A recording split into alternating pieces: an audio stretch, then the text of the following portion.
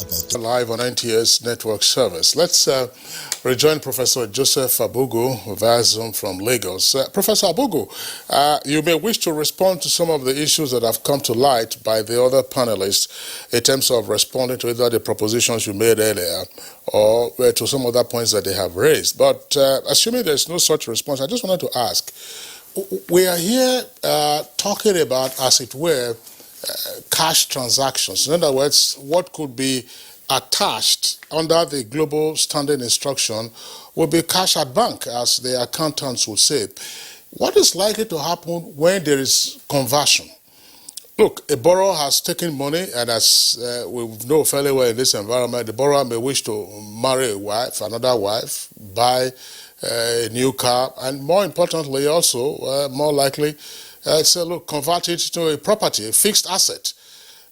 Is this rule likely to apply once there's that conversion? How are you going to trace and track those converted assets and then get them? How will the global standing instruction apply to all of this?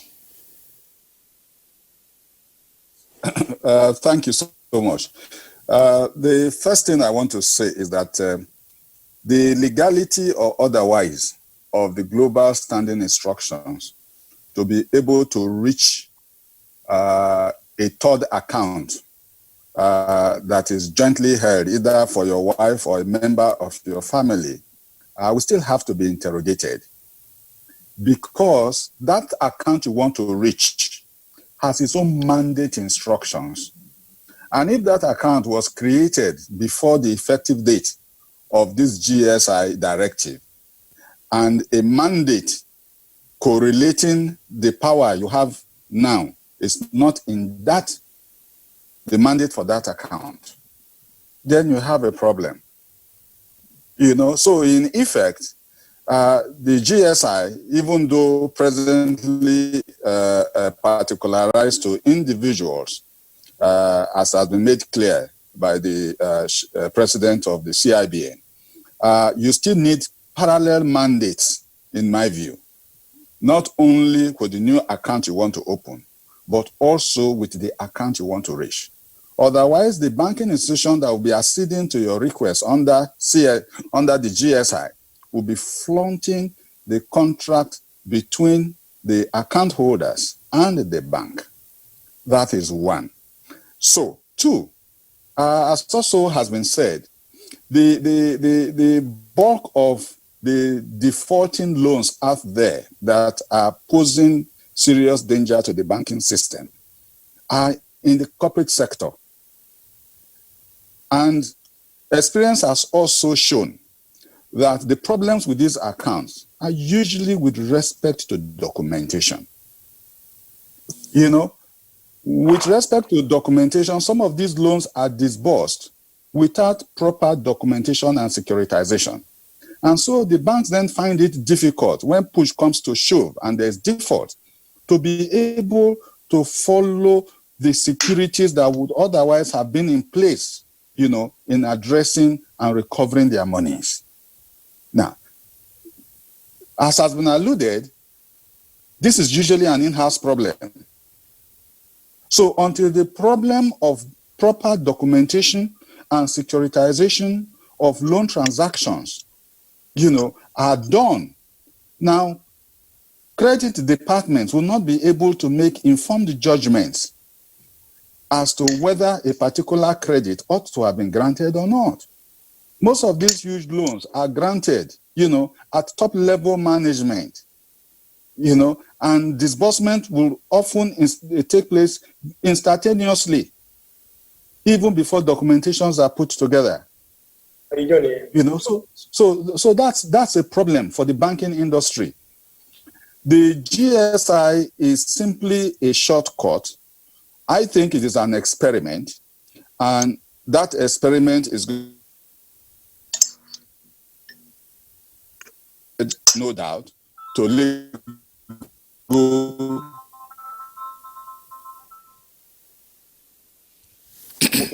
legal test. It may be extended to corporate borrowers, and that of the problem in the banking industry is. Okay, let's bring in our guest, Bayo Olubami. Bayo, you've just listened to Professor Abugu there saying that the GST is actually not holistic in the sense that it does not address the issue of corporate borrowing. I wish to be corrected about that. But the important thing now to know is whether this GST that we are trying to put, a policy that the central bank is trying to put in place, will it address all issues concerning loans and defaulting when it comes to paying back loans in Nigeria? If not, what are other measures that should be put in place? Because historically speaking, Nigeria has had its fair share of failed banks. Of course, we know that in the last maybe a decade or thereabouts, we've not experienced that. But of course, nobody will want that to return. And what really led to what happened was this kind of situation. So if GST is not going to address holistically all issues concerning loans and defaulting when it comes to paying back loans, what else should be done? Is there any kind of perhaps a domestic approach that we can imbue into it, perhaps for Nigeria alone, to understand, because of course Nigerians believe in borrowing, and these days banks practically force people to borrow. And as Kingsley rightly pointed out, sometimes you are given this document to sign without really allowing you to go through the document to know, the extent to which you are committed, or the level of your commitment. You just sign and get a loan. And in the long run, you discover that you have signed a document that you are not prepared, to actually, attend to its request, because of course all those documentations have their issues. They have raised items that you are going to be responsible for at the moment to sign it. But many people sign without knowing the level of commitment of what they have signed. Thank you very much, Wesley. First and foremost, just like it is said now in the COVID era, everybody has to take responsibility for their actions and inactions. As a borrower, it behoves on you that you go through any document or documents given to you by your bankers. I mean, even if you're an illiterate, you are expected to consult experts, maybe lawyers, maybe your financial advisors, before you put pen on paper. And as it is said by lawyers or in law, that ignorance is not an excuse. If you have put your signature, gun was not put, or it's not put on your head to sign, you sign willingly. And see, one thing that I know over the years, or I've learned over the years, is that, you will allow me to say one adage in our Yoruba culture or whatever. It is said that, I will just let me interpret it. To eat, what do you call it now? In the local, whatever I call it, pigs. I've forgotten the other name they call it now. For you to eat it is very, very easy. But to pay back, to pay the money, is very, very tough. So it's easier to take money than to pay back. And you see people are so enthusiastic when the loan is granted. They don't do it, they don't care again. They just want to sign and draw down. It shouldn't be so. So the first thing is that as a borrower, you have responsibility to go through the terms and conditions of the loan you are being given before you sign. So nobody is forced to take loan. No bank is pushing loan to people by force, by fire. It is a decision that you have to take with your eyes open, your ears open, even your heart or your mind must be opened, so that you won't put yourself and your family in jeopardy. I mean, GSI now will not only arrest you, we also arrest your wife and your children, the way it is crafted. However, the GSI, just like Professor Abugu also said, is a novel policy that we want to try, and see how it works. And let me tell you, there's no policy that's 100% perfect at inception. But over time, by experience and by what you see, from time to time, you want to review what you have put together. We are not saints. CBN and Bankers Committee does not know everything. This is an uncharted water. It's not been tested before. We are just trying to see what we can do to arrest the current situation. There can be imperfection at the initial stage. Over time, you review and look at what can be dropped, look at where it can be strengthened. And like it is said, or the policy is, as it is now, is for only personal or individual accounts. The corporates are no longer there. But I think the CBN and the Bankers Committee are also thinking of how to arrest that area, because the bulk of the loan defaulting or the NPL is actually from the corporates. That said, Professor Waleke mentioned the issue of competency framework. I think in competency framework, the purpose is to train and retrain, certify, and professionalize the banking practice, and ensuring that anyone who is practicing banking is properly certified or certificated, if you want to use that language, and properly trained, and they know what and what to do. So what other measures can we take? Let me tell you, 90% of loans go bad the way it is approved and the drawdown is made. So if you don't want the loan to go bad from the beginning, and that's where also the issue of competency framework comes to play. Our credit officers, our risk management officers should be properly trained, and they should be carefully selected and recruited. Men of sterling characters, not because they have first class. No. Somebody said your talent is not enough. Talent is not enough. Class of degree is not enough. People that you know is not enough. But people of good characters, of good upbringing, good ethics and professionalism should be recruited in the banking industry, and especially in credit department. People who are painstaking, people who know their onions.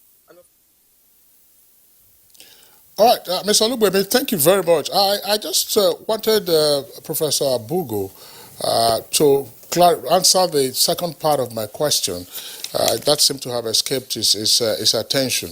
Professor Abugo, I was saying that, fine, this policy, as it were, applies to personal and individual accounts, whereas the corporate borrowers, who are more in number and in terms of quantum as well, in defaulting and repaying back their loans, ordinarily are more of the culprits. I would say in the case of an individual borrower who has converted the monies, whether in his individual account or in several other accounts, into other assets, how do you reach those assets? Through the global standard instruction, and assuming that the collateral that was put forward to use to secure the loan would not be adequate. Does this then make this policy somewhat even more challenging to implement and efficacious? Well, the GSI as it is now does not address the issue of the use of borrowed funds. And the reason for that, too, for me, is obvious. Once you disburse, the financial institution loses control of the funds. The uses to which the funds are deployed, even when the loan instrument specifies that this is for this particular purpose, the financial institutions do not have the mechanism of monitoring the use of that particular fund. In exceptional cases where it is tied to a particular project, yes, they may inspect from time to time, and then at particular stages in the execution of the project, funds are released. Those are, mechanisms for implementation and use of funds, but it's usually with respect to large projects. So the GSI does not address the use of funds. Now, the legal mechanism for addressing things like that is the security that has been put in place and spelled out in the loan documentation as the fallback position that enables the financial institution to recover its funds. And this is where the issue of prior documentation comes in. This is where the issue of credit assessment comes in. Now, if these are not properly done, then you have a problem. That when there is a default, the financial institution does not readily have a means of, recovering, except by way of, court action. I was just thinking about that, that the problem is, and GSI has not addressed that issue. Now, I also see a situation, that for the GSI to be able to trace assets and indeed reach third-party accounts, a mechanism ought to have been put in place. I doubt if it can be done by way of a directive as has been done. But if a statute is promoted by the Bankers Committee and the CBN that enables financial institutions to apply in a summary manner when there is a loan default for a collating of all the accounts that are otherwise connected with that particular individual. And it is well explained there. The important thing here now is that the GSI does not address so many aspects of borrowing and repayment, which means that if the policy is put into action, there could be litany of court cases here and there. And if you ask me, from what we have learned from all these professionals, it does appear that more work needs to be done on this GSI, to perfect it and, of course, to be more efficacious and ensure that the banking industry is well to do in terms of carrying out its activities in the economy. Now, we have some tweets coming in here, but there are many. Kingsley, I don't know if we can take one or two of them. Yeah, just take some of them, yes. Yes, Priestley, he says, if we are all interested in truly addressing the problems of loan defaults and financial scams involving banks, and if we are up to build a sound banking system, we must have political commitment to let law take its own course. Now, Adam, that's the Twitter handle. What's going on now is that banks deduct money from customers, usually without any description of the charges. All right, and of course, Ali Umar said loan defaulters, personal or corporate, can be tracked by using their valid home addresses in order to reverse the fund, even by selling domestic goods. All right, about Balaham Babs, the CBN should also take a look at loan packages from commercial banks. Many Nigerians oftentimes are forced to get these loans to execute one project, business or the other. Oftentimes these loans come at cutthroat interest rate and other charges that become a burden on the debtors. All right, if you can take more, let me just take this one. Bankantu. Yes. He said the unfortunate side of the loans are that the beneficiaries do not collect the money with good intentions, and in most cases, loans are given out on the basis of who know who. Well, he said no adequate sensitization in the whole process and weak monitoring system. A lot needs to be done by CBN. All right, well, that's the number of tweets that we can have at the moment. I would like to thank you for your comments. And indeed, we also would like to appreciate all our four guests who've been with us on the conversation this morning. From our Kaduna Network studios, we were joined by Dr. Yushau Ango, Associate Professor of Business Entrepreneurship and Dean School of Postgraduate Studies at Kaduna State University. I delight having you, Yushau, this morning. And from Lagos, we had two guests via Zoom. We had Mr. Bayo Olugbemi, who is President, Chartered Institute of Bankers of Nigeria. Mr. Bayo Olugbemi, we appreciate you. We also had Professor Joseph Abugu, who is of the Faculty of Law at the University of Lagos with specialization in corporate governance and law of banking and negotiable instruments. With us here in the Abuja studios, Professor of Capital Market and former Commissioner for Finance, Imo State, Professor Uche Waleke, our regular guest on Good Morning Nigeria. Thank you for being around. Thank you. All right, so that's it for us today on Good Morning Nigeria. As always, we are appreciative of your tuning in. The program returns same time tomorrow, 7 o'clock in the morning. Take personal responsibility. Stay safe and be well. I'm Kingsley Osadolo. And I'm Kirian Umayo. Do have a great day.